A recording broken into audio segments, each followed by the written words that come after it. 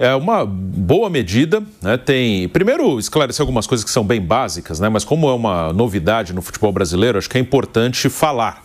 É importante explicar para as pessoas, né, que não são obrigadas a acompanhar o dia a dia, o que acontece aqui, e nem o que acontece aqui, que aqui ainda vai acontecer, mas o que acontece lá fora, onde tem o fair play financeiro já em algumas ligas há alguns anos. Primeiro que fair play financeiro, isso muita gente confunde, ele não é teto de gastos.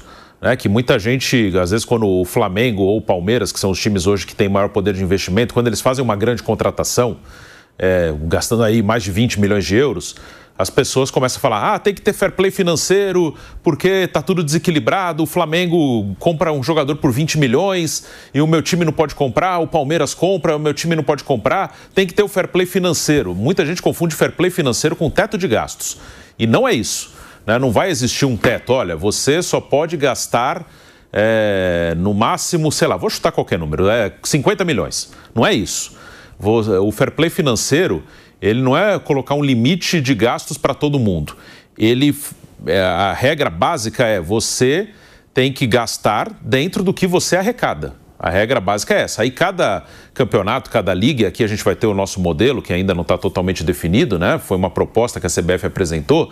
Cada liga tem um modelo. Existem diferenças entre o modelo que, por exemplo, a La Liga, que é a Liga Espanhola, implanta, que eu acho que é até a mais rigorosa, se bem que o Barcelona às vezes consegue dar uns dribles ali, né?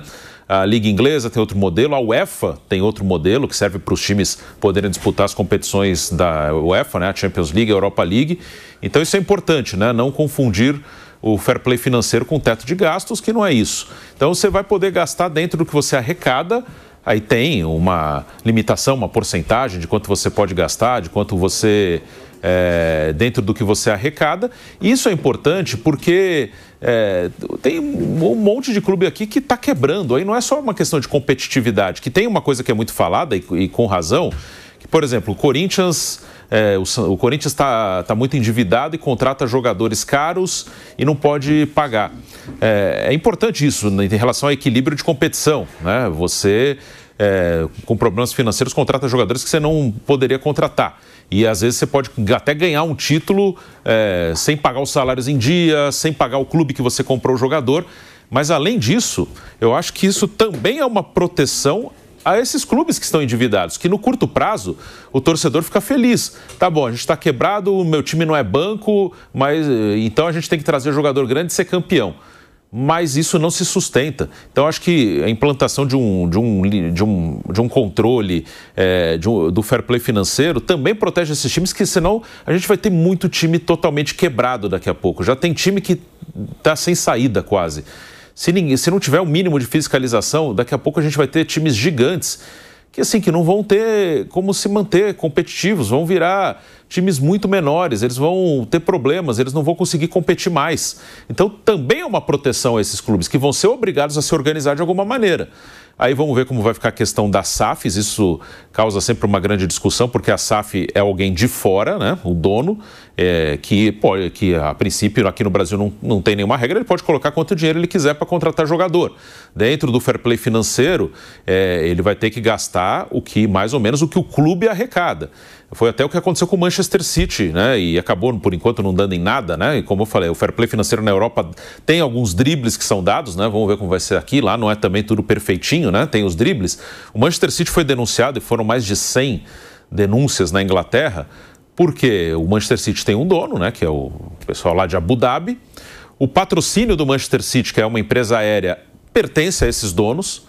E vazaram alguns e-mails em conversas chegou-se à conclusão que eles estavam inflando o patrocínio, que é deles mesmos, a empresa que patrocinava é dos donos do clube, pertence aos donos do clube, e eles estavam inflando esse patrocínio, colocando um valor muito acima do mercado no patrocínio, para tentar driblar o fair play financeiro. Aí você tinha como justificar, não, a gente arrecada isso aqui com o patrocinador. E aí, nesses e-mails que foram vazados, né, uma troca de mensagens, estava lá a conversa de que eles estavam colocando um patrocínio acima do normal para poder gastar mais. Por isso que o time foi denunciado, mas por enquanto não deu nada. Então, também a gente vai ver aqui que temos algumas SAFs como isso será colocado, né? Porque o dinheiro que o dono coloca não é necessariamente o dinheiro que o clube arrecadou. Então vamos ver como será a regra aqui, mas eu acho importante sim essa implantação. E aí quem tiver mais organizado vai se dar melhor. E quem está quebrando, pelo menos, mesmo que obrigado, vai ter que colocar o pé no freio. Senão a gente vai ter um monte de time grande aqui totalmente quebrado. Bom, o Mauro César Pereira já está aqui com a gente, né, Mauro? Eu falei muito que você faz cobranças com relação ao fair play financeiro há meses, há anos aqui no programa. E eu até falei, clubes reclamam, né, Flamengo e Palmeiras, e o Mauro César Pereira já falou várias vezes sobre isso. E, Mauro, eu também falo, né, falei aqui na abertura do programa, que é o primeiro elogio que eu faço à CBF. E realmente tem que ser elogiado, porque eu não sou frouxo, eu sou sujeito homem, para ser eu critico sempre, quando tem que elogiar. Porque é um ato corajoso, né, Mauro, da CBF. Porque se a gente for pensar, grande parte dos clubes brasileiros não vão querer isso. Porque a grande parte dos clubes tem dívidas, continuam contratando com dívidas, não honram seus compromissos.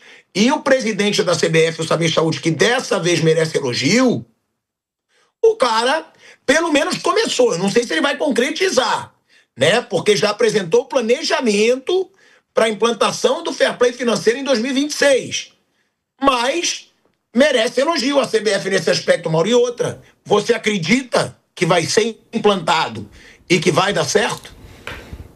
Eu tenho a expectativa de que venha a ser implementado esse fair play financeiro, né? Não tenho total certeza, porque aqui no Brasil, no futebol brasileiro, não dá para ter certeza de nada, mas eu espero que sim. E que seja, de fato, um fair play financeiro com regras rígidas, que acabe com uma série de absurdos que acontecem por aqui, pelo bem dos próprios clubes, né? O que o torcedor não entende é que esse descontrole, ele leva clubes tradicionais de grandes torcidas para o buraco. E depois não consegue mais sair. Detalhe, como existem alguns clubes importantes, né, e outros menores, mas também relevantes, que têm estrutura e têm uma situação financeira estável, o abismo entre esses clubes e os que vivem além do seu limite, ele vai só crescer. Então a competitividade dessas equipes, ela vai cair. É preciso realmente dar um basta nisso, sem contar as relações, digamos, comerciais absolutamente injustas com calotes, não pagamento. Isso precisa acabar. Isso tem que acabar, né? O futebol brasileiro tem que evoluir. Sempre foi assim, tem que mudar. Está na hora de mudar. E uma coisa que eu estava observando, até um amigo meu me passou hoje uma lembrança, tem muita gente argumentando porque o Flamengo, que apresentou uma série de propostas essa semana, até coleguinhas da imprensa, só está pensando nele, que ele pede, insinuando, afirmando que ele só pede fair play financeiro agora. Matérias lá de 2013, quando o Flamengo começava a sua reestruturação, mostram alguns presidentes de clube indo até a CBF, se reunindo para discutir, entre outras coisas, o fair play financeiro. E o Flamengo estava lá. Vamos lá, vamos listar clubes grandes que tenham problemas, né, de dívidas. A gente pode listar o Internacional, que a gente já falou aqui várias vezes, que tem jogador, teve o Thiago Maia, vários jogadores que foram contratados e não pagava. Tem o Corinthians, que a gente sempre fala das dívidas contratando jogadores. Tem o próprio São Paulo, tem o Santos, pô, que a gente está falando tanto agora, do Santos. Tem, vamos lá, o Cruzeiro, o que era o Cruzeiro antes da chegada do Ronaldo e do Pedrinho, dono do supermercado de BH, o Atlético Mineiro, o que era também antes de virar SAF. Então o que eu pergunto, Bruno, Mauro, vocês acham que com esse fair play financeiro pouquíssimos clubes vão sobreviver sem se tornarem SAF?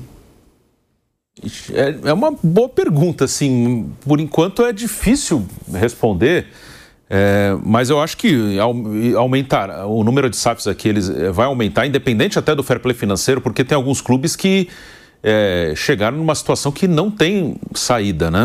O Cruzeiro, o Botafogo e o Vasco, eu sempre falo isso, eles viraram SAFs porque não tinham saída. A SAF não quer dizer que o time vai se reestruturar. É uma empresa e tem empresa que tem boa gestão, tem empresa que tem má gestão. Isso isso acontece em qualquer área. Então você pode ter uma SAF, e a do Botafogo, que rendeu títulos, agora está com muitos problemas. A do Vasco, teve a questão toda judicial, né? O Vasco é SAF, mas não tem mais a 777 e está à venda aí a SAF do Vasco. A do Cruzeiro, por enquanto, que parece que está funcionando um pouco melhor. A do Atlético tem problemas, a do Bahia funciona bem, aí é um grupo Grupo City, que tem vários times pelo mundo.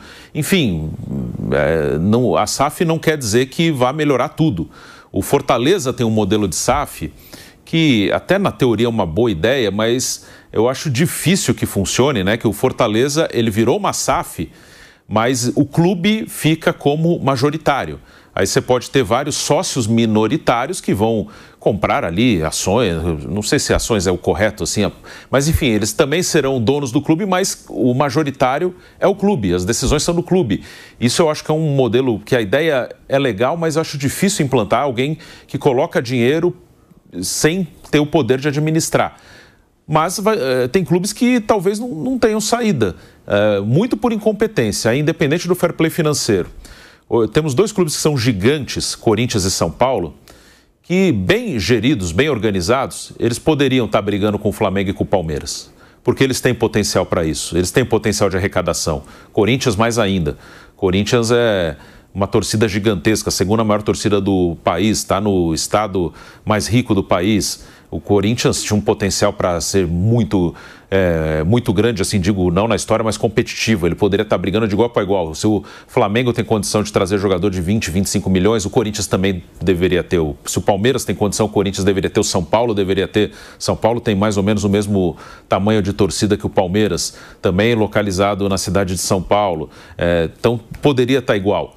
Mas esses dois clubes, eles passam por gestões tão terríveis nos últimos anos que talvez em algum momento esses dois que poderiam se virar com as próprias pernas, talvez eles partam para a SAF. Já tem essa discussão. No Corinthians menos, no São Paulo começa a ter, mas também muito devagar. Só que o problema é que também nenhum dos dois, e aí eu não estou falando da política dos clubes, eu não faço parte da política nem do Corinthians nem do São Paulo, não tem muita perspectiva. Você olha os que se colocam como oposição, a situação não é boa, os que estão no poder. Aí você olha quem está na oposição, você também não vê nada muito animador. Então pode acontecer, mas aí acho que até independente do fair play financeiro. Acho que tem a ver muito com clubes que talvez cheguem a um limite que não tenha mais o que fazer. Aí tem que tentar partir para isso, que também não é uma garantia. Mas tem times que hoje é difícil ver uma perspectiva. O Santos talvez seja aqui, falando dos times de São Paulo, que mais rápido vá para esse caminho, porque o Santos também não tem o poder de arrecadação que o Corinthians e o São Paulo têm. Então acho que o Santos é um time que pode partir mais rápido para virar uma SAF. Mas também, né, Bruno? Não adianta ter poder de arrecadação e gastar mais do que pode. Sim. Porque ter poder de arrecadação, o Corinthians, por exemplo, ele sempre vai ter. O Corinthians, ele tem que ter como grande exemplo o Flamengo, pô. Sim. São as duas torcidas de maior massa no futebol brasileiro. Se o Flamengo saiu da pindaíba que ele tava... Gente, eu tenho 41 anos. Vamos lá. Eu, até os 35 anos, por aí, até os 34 anos, eu tinha visto só 2 títulos brasileiros do Flamengo, sendo que um eu tinha 8 anos, que tinha sido em 92, e o outro em 2009, que foi aquele que o Adriano voltou, que o Petkovic voltou. Cara, o torcedor do Flamengo, ele só acreditava quando acreditava. Era no Carioca, que ia pela força da torcida, e na Copa do Brasil. E olha o que o Flamengo se tornou. Briga por tudo que é título. Conquistou 2 Libertadores, pode conquistar a terceira, vai disputar agora. Campeonatos brasileiros.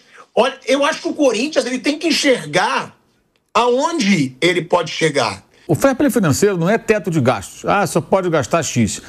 Ele limita os gastos de quem tem dívida e de quem não tem dinheiro. Você tem que gastar dentro daquilo que você arrecada e pode gastar. Simples assim. Você não pode ficar contraindo dívidas assim, indefinidamente, sem controle nenhum, dando calote, contratando jogador e não pagando. Ou um ponto que é importante também, né, que até está nessa proposta do Flamengo, acabar com essa coisa que está acontecendo com o Vasco, gente. O Vasco virou SAF. Aí você fala aí, perguntou para o Bruno, a solução é virar SAF? Gente, o Vasco virou SAF e está em recuperação judicial. O que é recuperação judicial, grosso modo? É a pré-falência. É o último recurso antes da falência. E aí você não paga as pessoas, você paga com deságio, faz acordo, ganha um fôlego, né? É mais ou menos o seguinte, olha, é a última tentativa para minha falência. Se for a falência, que eu não vou pagar ninguém e tal. E aí, ao mesmo tempo, contrata jogador. Quando você entra em recuperação judicial, você está automaticamente assumindo um compromisso que você quer tempo para respirar, para poder fazer um dinheiro e começar a acertar as suas dívidas. Mas não, você faz novas dívidas, que contratação é nova dívida. Sim, um jogador chegou livre, não pagou multa, mas você assumiu um compromisso de por 1, 2, 3, 4, 5 anos, dependendo da duração do contrato, pagar esse jogador uma quantidade X de dinheiro, luvas, isso é dívida. Se o cara se machucar, ou jogar bem ou mal, você vai pagar o jogador até o final do contrato. Você contraiu uma nova despesa. Se você não quiser chamar de dívida, uma nova despesa, um novo custo. Mas vem cá, como é que você está? É como se você entrasse em recuperação judicial e, ao mesmo tempo, você, sei lá, o dono da empresa está comprando um carro, prestação novo, fazendo uma viagem maravilhosa pelo mundo e parcelando esses pagamentos. É mais ou menos isso, a grosso modo. Isso também precisa ser eliminado. Não dá para ser assim, não. Onde já se viu? Então, bem, vamos ver se vai realmente ser levado até as últimas consequências. Eu acho que seria bom para o futebol brasileiro, porque essa situação que eu falei do Vasco, cara, o que vai acontecer? Isso vai piorar. Isso vai piorar. O buraco só está aumentando. O torcedor se ilude com 3 vitórias, 4 vitórias aí no Campeonato Brasileiro e não percebe que o buraco só está aumentando. Não tem mágica, cara. Você tem dívida, virou SAF, continua com problemas. Aí você entra em recuperação judicial e plim, no passo de mágica você tem grana. Não é assim. A vida não é isso. Agora, Mauro, você acredita que vai ser colocado em prática realmente ou a gente sempre acha que os clubes vão conseguir algum artifício aí para enrolar nessa situação? Porque eu não consigo ver do jeito que a gente está hoje, com a postura dos clubes hoje, que isso entre em vigor no ano que vem. Ou não? Ou você acha que a CBF vai ter autonomia para isso e vai bancar? Olha, eu não acho nada. Eu tenho a expectativa de que seja feito. Agora, eu não sei, não tenho como prever o futuro e não vou botar minha mão no fogo por dirigente de futebol, achando que, como fosse um ingênuo aqui, achando que tudo agora vai ser lindo. Eu acho que a iniciativa é importante, é boa, acho que a CBF tem a priori, aí, em tese, uma boa iniciativa, uma boa intenção, mas tem que levar adiante. Eu tenho a esperança de que seja levado adiante. Isso eu tenho. Eu tenho que ter esperança de que isso mude, né? Se eu achar que nunca vai mudar, então não adianta ficar falando nada aqui. Mas só o tempo vai dizer. Né? E que não façam mudanças depois que aliviem e que vire uma espécie de fair play financeiro semi-fake, né? Com alguns itens mais suaves para controlar e os mais importantes colocados de lado. Isso tem que ser visto de uma forma muito séria e muito rigorosa. Bruno, você acredita que vai ser colocado em vigor? Eu acho que sim, né? Claro que, como o Mauro falou, né? Não dá pra gente colocar a mão no fogo, né? Vai fazer, vai... Mas eu acredito que sim, porque a CBF é uma entidade política e a gente tem que analisar a CBF como um político agiria, né? Independente de quem seja o presidente da CBF, seja lá quem for, ele é um político. O político não é só o deputado federal, o vereador, o presidente, o governador, o prefeito. Tem políticos em várias áreas. Os clubes de futebol são comandados por políticos. Quem tem que ter voto, quem precisa de apoios, ele é um político. Ele vai atrás de votos, ele vai atrás de apoios. E chegam alguns momentos em que a situação fica difícil, começa a ter uma pressão muito grande, que o político acaba entregando algumas coisas que são muito pedidas, porque não tem mais como ele segurar, porque começa a ter uma pressão. Para o político também não é interessante que comentários negativos sejam feitos a todo momento, não é bom. Ainda mais alguém que assumiu depois que um outro caiu.